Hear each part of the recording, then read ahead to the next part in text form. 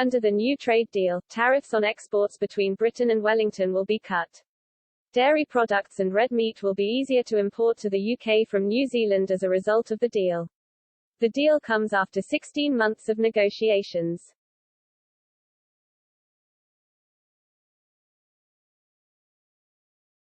Prime Minister Boris Johnson said, "This is a great trade deal for the United Kingdom, cementing our long friendship with New Zealand and furthering our ties with the Indo-Pacific."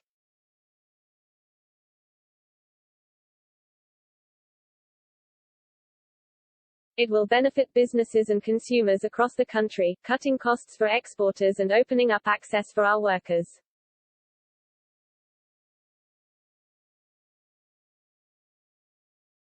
This is a fantastic week for global Britain.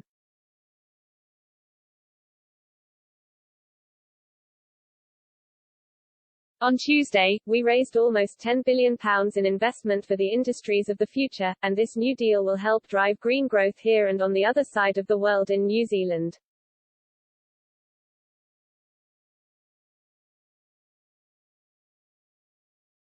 However, the Scottish Government has said it would not offset the effects of Brexit.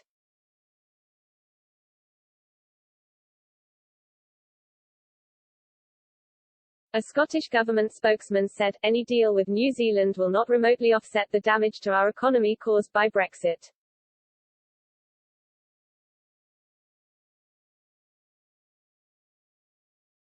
Even the UK government's own scoping assessment published last year said a deal with New Zealand would result in zero increase in GDP and that the agriculture and semi-processed food sectors would be likely to lose out.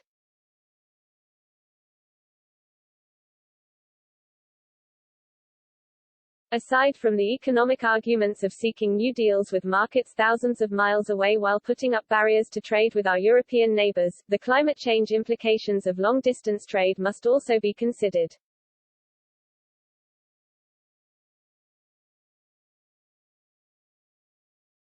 The Scottish Government said it was not consulted on the trade deal with New Zealand and claimed the devolved governments should be part of any future discussions.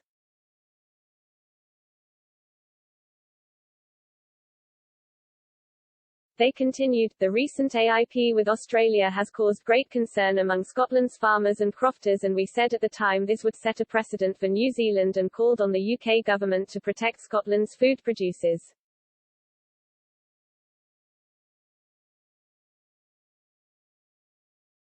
Nevertheless, it has committed to remove tariffs on meat and dairy products from New Zealand, and it must now bring forward proposals to protect these sectors in Scotland and mitigate the cumulative impacts of the deals.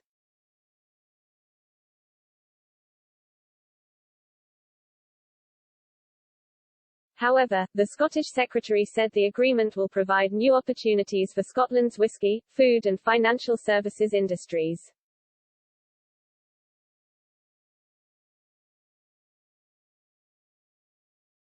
Scottish Secretary Alistair Jack said, "This modern and progressive trade deal with New Zealand is hugely exciting for Scotland and the whole of the UK.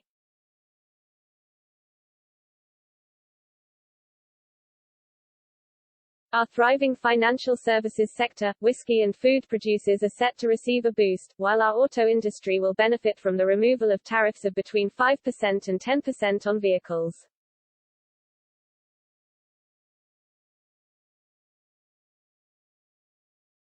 As well as bringing new opportunities to Scottish farmers who produce globally sought-after produce, the deal also lays the foundations for access to the fast-growing Asian market through accession to CPTPP, a huge free trade area of 11 Pacific nations with a GDP of £9 trillion in 2019.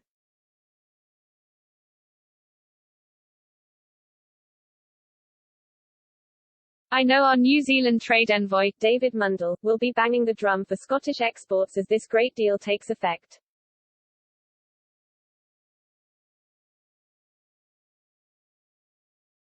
The new UK trade envoy to New Zealand, Mr. Mundell, explained Britain's free trade deal with New Zealand will be a major boost for British farming.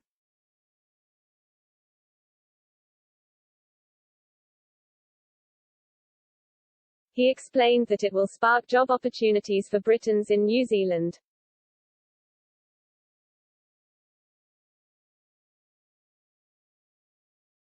Speaking to Express.co.uk, Mr. Mundell said, if back in the UK you work for a firm that is specialist in agritech, that would be helpful in terms of jobs.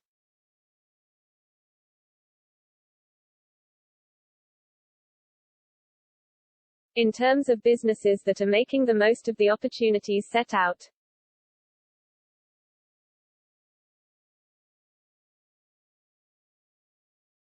Ultimately, it's what this is about. Jobs here in the UK.